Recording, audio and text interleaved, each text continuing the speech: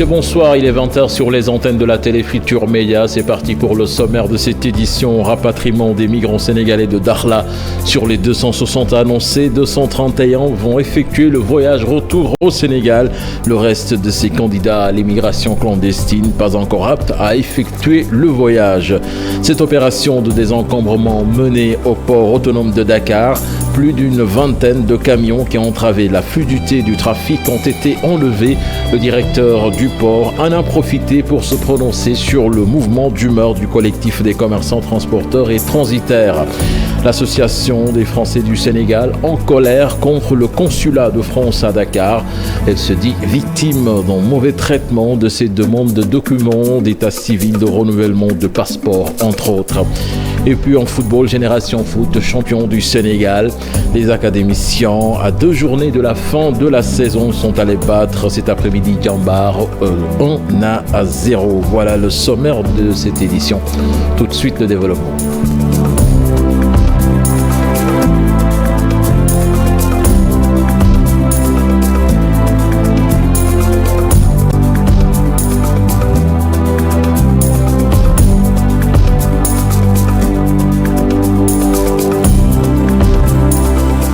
Bonsoir et bienvenue à toutes et à tous au rapatriement de 231 Sénégalais des migrants ce samedi sur les 260 placés dans un centre de rétention à Dakhla au Maroc. Annonce du consulat général du Sénégal à Dakhla. Il soutient que parmi les Sénégalais donc, qui restent à Dakhla, il y a des blessés et que les opérations vont se poursuivre pour qu'ils retrouvent leur famille au Sénégal. Je vous propose de l'écouter. Il est joint par Chérif Dia. Ils sont 231 à avoir quitté le Maroc. Actuellement, à l'heure où je vous parle, ils sont en route pour Rosso.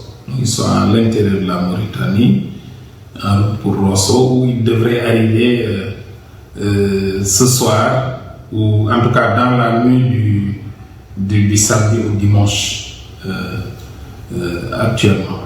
Voilà, et donc 231 ont finalement quitté et sur les 260.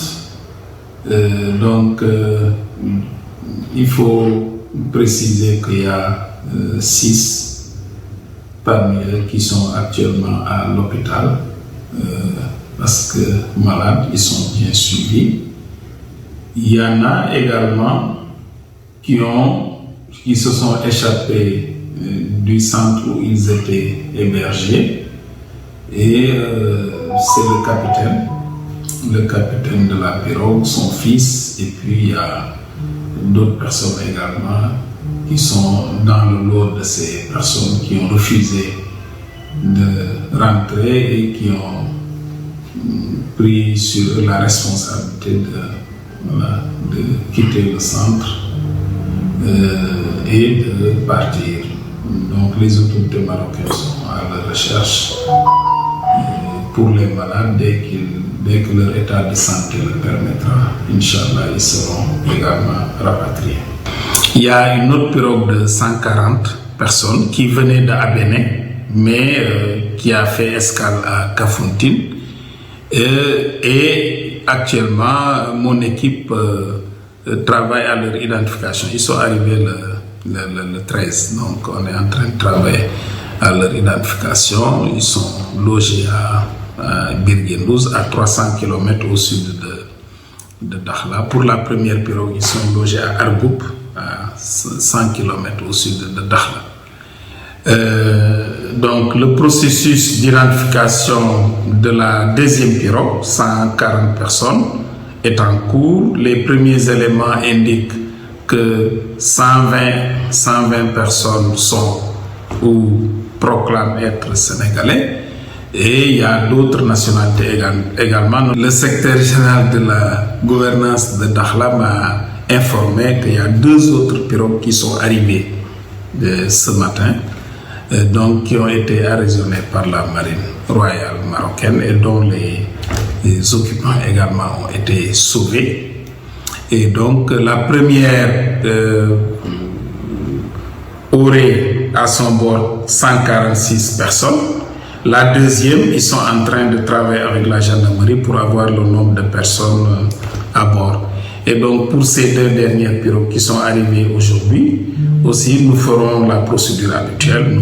Justement, la lutte contre l'immigration irrégulière, l'État du Sénégal lance son programme de formalisation de l'apprentissage au métier. Le projet L'employabilité des jeunes par l'apprentissage vise à améliorer la qualité de l'apprentissage, mais aussi renforcer le processus de formation des compétences des apprentis. Les métiers ciblés sont entre autres la couture, la mécanique, l'horticulture, la menuiserie, etc.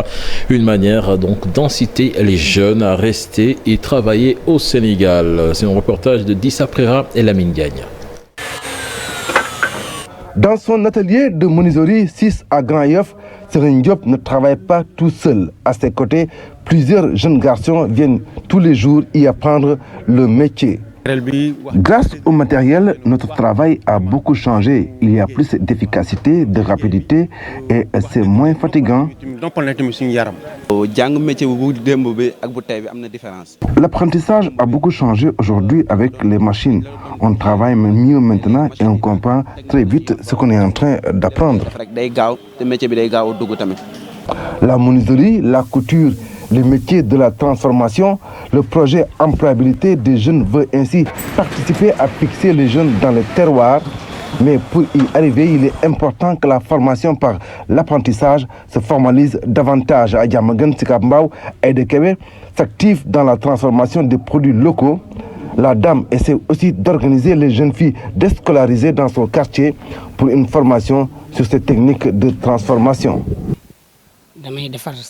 Moi, je transforme beaucoup de produits locaux, mais aussi je forme des filles, certains sur la transformation des produits locaux, d'autres sur comment faire des savons, des shampoings et autres.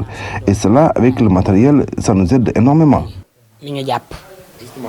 À Yembol Malika aussi, idem, Mamadou Sow, qui est le président des tailleurs de la localité, estime que le matériel que le PEJA met à la disposition des artisans permet aussi de faciliter la formation des jeunes. Sur le montant de 1 million, j'ai reçu 4 machines piqueuses et une machine ourleuse, une fer à repasser aussi. Tout le matériel que j'avais commandé, c'est ce même matériel qu'on m'a livré. On a constaté que depuis, beaucoup d'apprentis aussi, ça leur galvanise aussi, parce que ça permet à l'apprenti aussi d'avoir un outil de travail. Face à la recrudescence de l'immigration clandestine, le projet employabilité des jeunes se positionne comme une bonne alternative contre ce phénomène. Le PEJA ne fait pas qu'aider à formaliser la formation par l'apprentissage, mais aussi accompagne les jeunes apprentis à créer leur propre structure. Le directeur du port autonome de Dakar réagit après le mouvement d'humeur du collectif des commerçants et transporteurs et transitaires. Selon lui, des mesures ont été prises pour régler définitivement tous les points revendicatifs de ces derniers. Mountagassi, interrogé par Fatima Touré et Alioune Diagne. Vous savez, quand un système n'est pas performant en amont, comme c'était le cas l'année dernière, on ne perçoit pas les contre-performances de l'aval. C'est les performances de l'amont qui ont poussé et ont permis de révéler les performances de l'aval. Aujourd'hui, c'est l'amont qui tire l'aval vers le haut. Donc le port se hisse vers le haut avec les performances de l'aval. Cette question, c'est une question de performance et d'engagement des concessionnaires, des terminaux qui ont un contrat de performance. S'il est dit que les usagers payent des frais de magasinage ou des surestarises sur terre, la responsabilité sera située et le paiement se fera. Ceci découle, il faut être aussi prudent, d'un contrat commercial entre le concessionnaire et son client. L'autorité portuaire prendra la décision en tant qu'agent régulateur pour pouvoir permettre au fonctionnement en cas de conflit entre des acteurs. Le pacte de Sali, qui a consacré l'ensemble des actions nécessaires pour tirer le port vers le haut, a déjà consacré. Seul le port a le droit, l'autorité portuaire a le droit d'empêcher ou de disqualifier un acteur dans l'opération au quotidien du fonctionnement du port, même s'il y a conflit. On saura à quel moment et à quel endroit poser le bon curseur pour que le système fonctionne globalement. On reste avec le directeur général du port autonome de Dakar avec cette opération de désencombrement menée justement au niveau du port. Le préfet de Dakar et la police ont enlevé sur les lieux plus d'une vingtaine de camions qui empêchaient la fluidité du trafic. Une initiative donc du directeur général Muntagassi qui s'engage à changer le visage du port dans un délai de 2 mois afin de participer au bon fonctionnement des activités portuaires. Fatimata Touré, Alioune Diagne y était pour nous. De Dakar, une vaste opération de décongestion est menée par la police au niveau du port autonome de Dakar. Plus d'une vingtaine de camions remorques dégagés hier nuit. L'initiative va se poursuivre 2 mois durant. Alors cette opération, nous l'avons menée de concert avec le directeur général du port pour accompagner le port dans l'amélioration de l'offre de services portuaires. Et au terme de cette opération, nous avons pu enregistrer des résultats louable parce que nous avons pu enlever de la voie publique une vingtaine de camions remorques, certains en panne ou d'autres mal garés ou bien dont les chauffeurs les ont abandonnés donc sur la voie publique. Et c'est pourquoi il était important dans le cadre de l'amélioration de la fluidité aux alentours du port de mener cette opération. Le directeur du port de Dakar montre sa satisfaction et promet un nouveau visage des lieux. Désormais, tout transporteur agréé qui ne démontrera pas qu'il dispose d'un parking verra son agrément annulé. Parce qu'en réalité, des transporteurs agréés ne disposant pas de parking utilisent la voie publique comme parking en attendant d'avoir du service.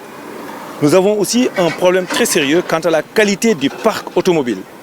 Le nombre de pannes qu'on voit sur la voie est important et aussi énorme. Nous avons aussi, en partie, un effort à faire sur la qualité de la chape. Dans 2 semaines, bientôt 3 semaines, nous serons en plein hivernage. C'est pourquoi une opération initialement décidée et planifiée pour 2 semaines sera étendue à 8 semaines, 2 mois, pour pouvoir absorber les contraintes additionnelles qui vont générer donc les pluies. Beaucoup de problèmes notés au niveau du port autonome de Dakar. Le directeur général Muntagassi s'engage à faire de son mieux pour régler d'une manière progressive tous les problèmes qui assaillent l'institution. La surveillance des plages, un problème réel, surtout en cette période de grandes vacances. La ville de Dakar a pris l'engagement de doter des maîtres nageurs et surveillants de baignade, d'équipements de sauvetage et de secours, du matériel d'une valeur de plus de 50 millions de francs CFA. Ils contribuent à lutter contre la recrudescence des cas de noyade. Barthélémy Diaz a présidé la cérémonie de réception et de remise de matériel. C'était en présence du maire de Ngor et d'autres autorités locales. Maïmouna Ndiaye, Mardia. Une petite démonstration. Cette activité démarre la cérémonie de remise d'équipements de sauvetage et de secours pour les maîtres nageurs et surveillants de baignade. Cette cérémonie, une première pour les maîtres nageurs et les surveillants de baignade. Sauvetage, amna ay défibrillateur, amna ay PMT. Donc kulim djum, bari na lo xamné mën nañ ko fi lim té buñ ko fi limé, je pense que fi lañu fanane. Des matériels de natation destinés aux communes, le maire de Ngor a saisi l'occasion pour demander d'autres aménagements dans les plages environnantes. Nous voulons que vous accompagniez nous. Nous voulons un accompagnement pour aménager la plage des Almadies pour en faire un village de surf. Almadies a des besoins urgents, surtout en ce qui concerne le cadre de vie. La voirie également est à revoir. La municipalité n'a pas les moyens nécessaires pour tout refaire.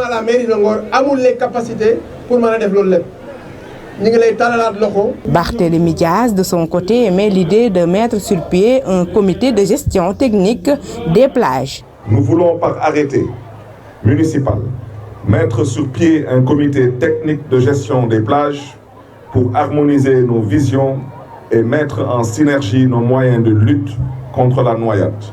De poursuivre le projet d'implantation de postes de secours sur toutes les plages de Dakar. Entre autres, annonce l'installation de bassines mobiles dans plusieurs communes pour un meilleur accès des cours. Éducation, à présent, revoir le cadre organisationnel du BFM est une urgence selon Malik Youm. En effet, le secrétaire général du SAEMS exige des réformes pour rendre cet examen beaucoup plus crédible. Cependant, Mohamed Moustapha Diagne du ministère de l'Éducation nationale trouve ces arguments graves et légers. Je propose de les suivre dans cet élément signé Sorna Asseyoufsar. Pour mieux rendre crédible les BFM, le secrétaire général du SAEMS exige la réforme de cet examen. Depuis que le gouvernement a mis en place une stratégie qui n'est rien d'autre que l'hiérisation du BFM ou la départementalisation, mais cette stratégie a fini de montrer ses limites. Et cette stratégie qui est basée sur l'économie des ressources ne nous paraît pas être la meilleure, d'autant plus que aujourd'hui, avec cette stratégie, des enseignants ne sont plus déplacés alors qu'ils sont des examinateurs au BFM.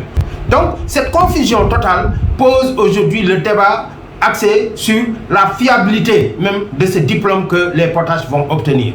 Et c'est pourquoi nous, en tant que syndicat, depuis quelques années, nous demandons au gouvernement de revoir le mode organisationnel de cet examen.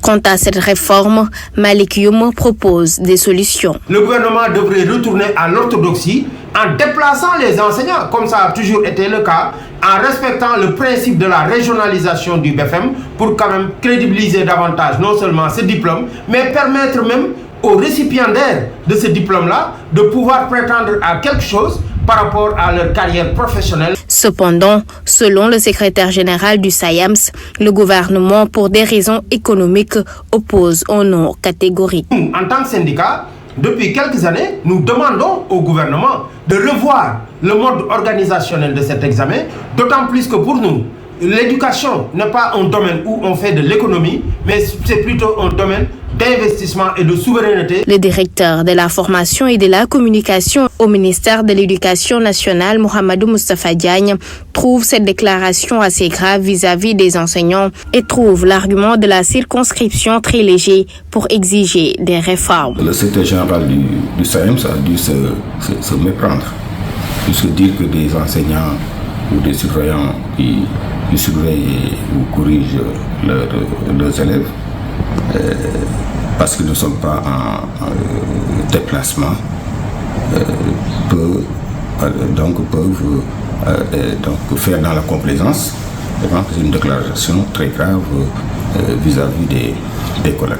Par déduction, ces mêmes enseignants surveillent leurs élèves pendant les périodes de composition ou corrigent les copies de leurs élèves pendant les périodes de devoir. De telles déclarations jettent le discrédit sur la probité morale et la conscience professionnelle des collègues. Selon Mohamedou Moustapha Diagne, le BFM reste crédible comme tous les autres examens et qu'il faut trouver d'autres arguments plus pertinents pour exiger à l'État du Sénégal de déplacer les enseignants lors des examens du BFM. L'Association des Français du Sénégal, très en colère contre le consulat de France à Dakar, face à la presse, dénonce les nombreuses injustices que subissent ses membres. L'association se dit victime d'un mauvais traitement de ses demandes de documents d'état civil et de renouvellement de passeports, de cartes d'identité, entre autres. Ses membres ont profité donc de la célébration de la fête du 14 juillet pour faire part de leurs amertumes. Ibrahima Kamara, le secrétaire général, interrogé par Dissa Prera. Nous sommes victimes d'un mauvais traitement de nos demandes de documents d'état civil, dont la transcription des actes de naissance de nos enfants, les demandes ou les renouvellements de nos passeports ou pièces d'identité nationale, nos demandes de transcription d'actes de mariage, nos demandes de certificats de nationalité française sont entre autres questions auxquelles nous sommes confrontés. Nous, Français du Sénégal, tenons à démontrer à la face du monde que nous sommes rejetés par notre propre pays qui est la France, qui semble ne plus vouloir de nous. Nous avons des citoyens français qui ont été français soit par ascendance ou par décret ou par naturalisation, peu importe, mais qui ont du mal à renouveler leur passeport au niveau du consulat général de France. Faute seulement de rendez-vous.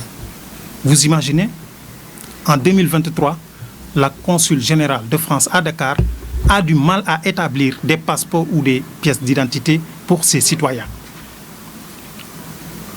Nous sommes aussi rejetés parce que nous, citoyens français, notre seul refuge ici au Sénégal, c'est le consulat général de France à Dakar. Mais le consulat s'est barricadé. Nous avons même du mal à accéder aux services consulaires.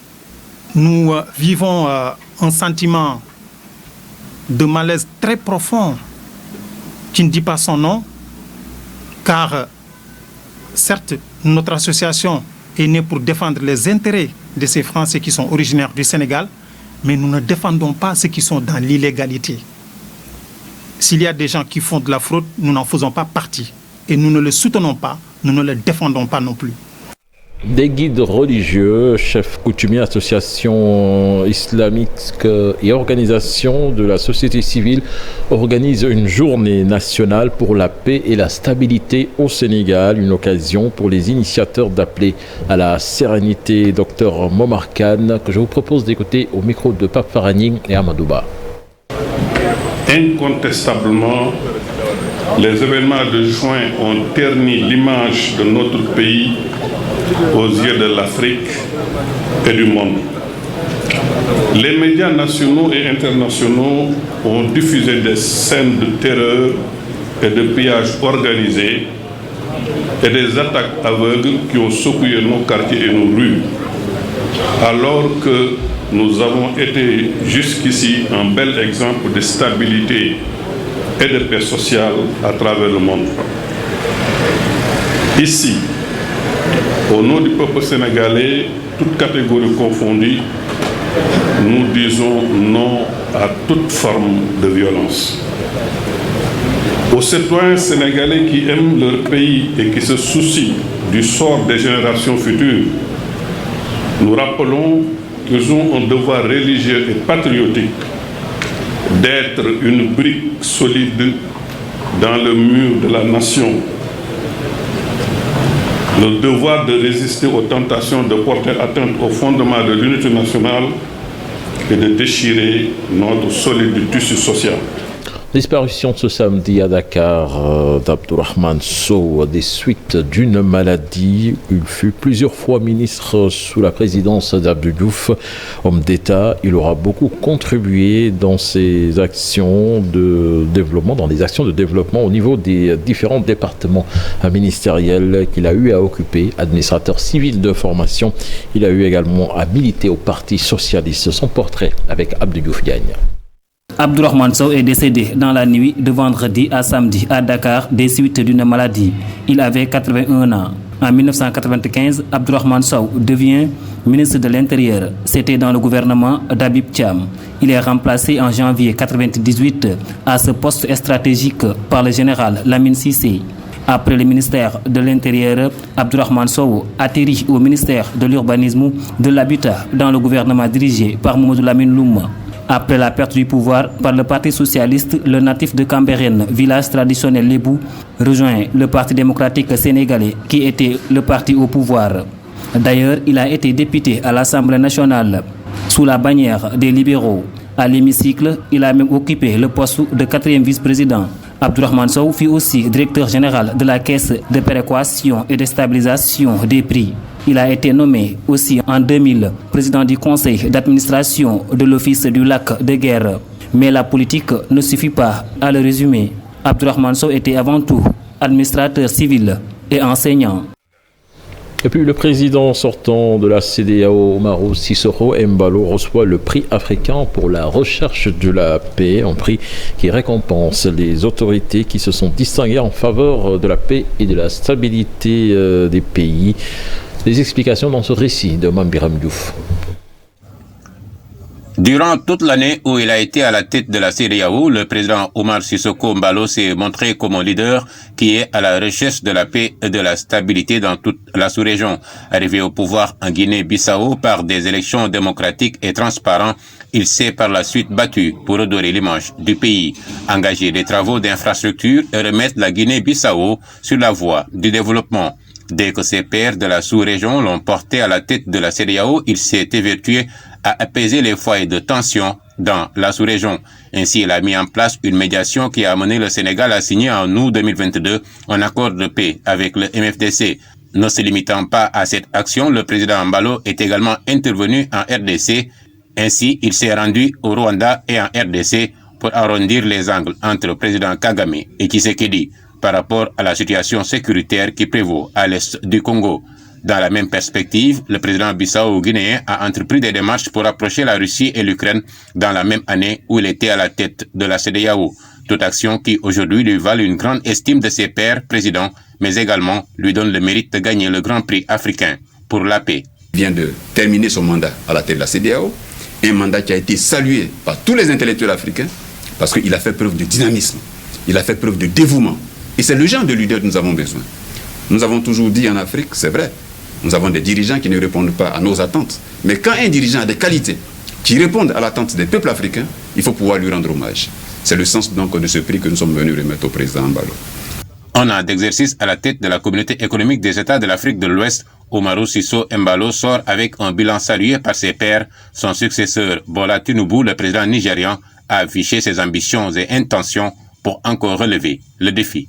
La page des sports à présent, Génération Foot vainqueur à l'extérieur de Diambar en but à 0, sacré champion du Sénégal de la saison 2022-2023. Un sacre obtenu à 2 journées de la fin du championnat. L'Académie de Denis Biramda donc est à son 3e titre de champion du Sénégal après 2017, 2019 et 2023. Certainement, nous y reviendrons dans nos prochaines éditions. Sadio Mané, lui, n'a plus la garantie d'avoir beaucoup de temps de jeu au Bayern de Munich cette saison. Si l'on en croit la déclaration de l'entraîneur Thomas Tuchel, je le cite, il n'a pas répondu aux attentes. La situation concurrentielle est extrêmement élevée. Une place de titulaire ne sera pas facile à obtenir. Le joueur le sait. Il connaît mon opinion ainsi que celle du club. Il a un contrat et souhaite rester. Et nous respectons cela, mais ce n'est pas le premier jour. Ce n'est pas que le premier jour d'entraînement. Ce n'est plutôt que le premier jour d'entraînement. Et beaucoup de choses peuvent se produire dans le football. Une façon claire donc pour l'entraîneur du Bayern de montrer la porte à Sadio Mané, actuellement courtisé en Arabie Saoudite.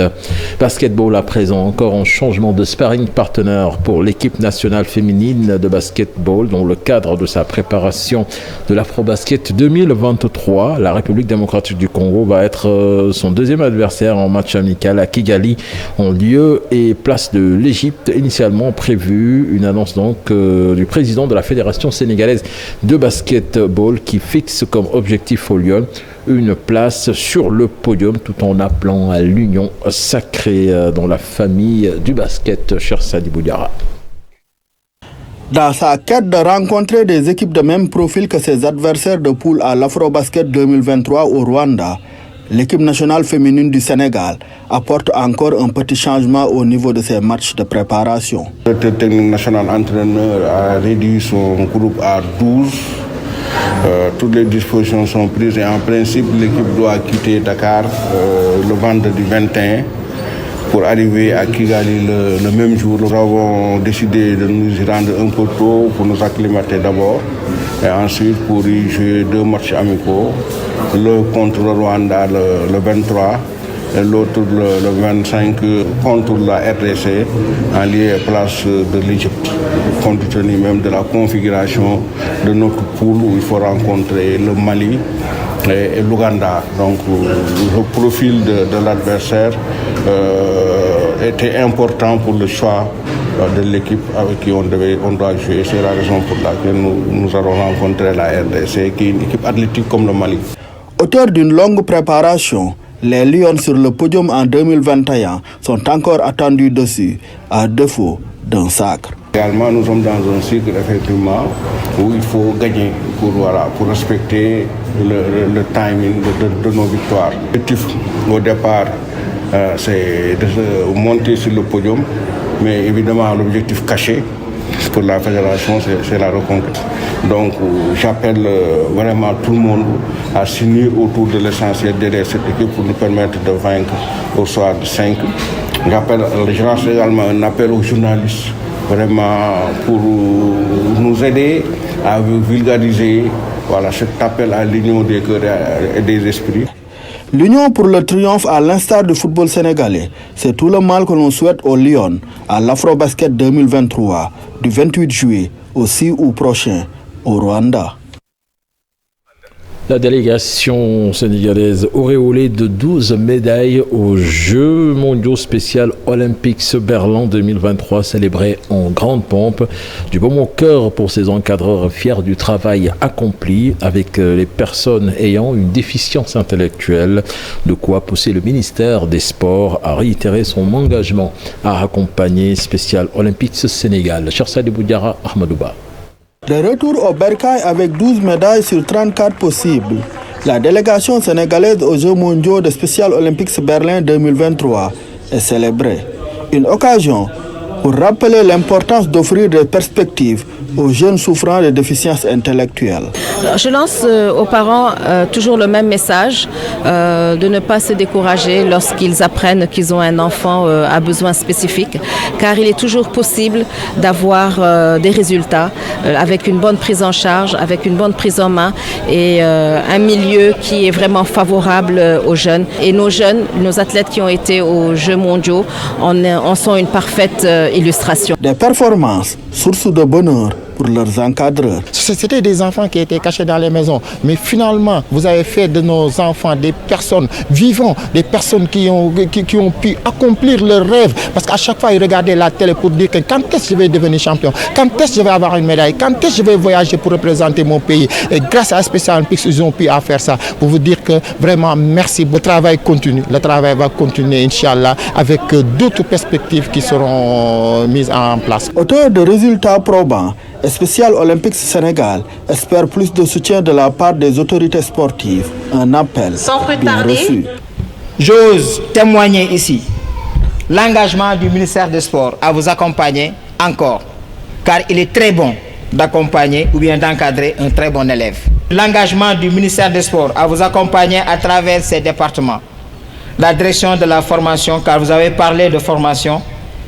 Et là, on vous mettra très sincèrement en rapport avec cette direction qui fait d'excellent travail, aussi bien pour les agents que pour toutes les autres fédérations et groupements sportifs. Le spécial olympique et ses objectifs, entre autres, l'intégration des personnes ayant une déficience intellectuelle, le développement de leurs compétences dans les activités sportives pour s'enorgueillir d'une mission noble, à quoi nous pouvons souhaiter beaucoup de réussite. Chersadi Boudiara, merci. C'était le dernier élément de ce journal. Excellente suite des programmes en compagnie de la Télé Futur Média. Au revoir.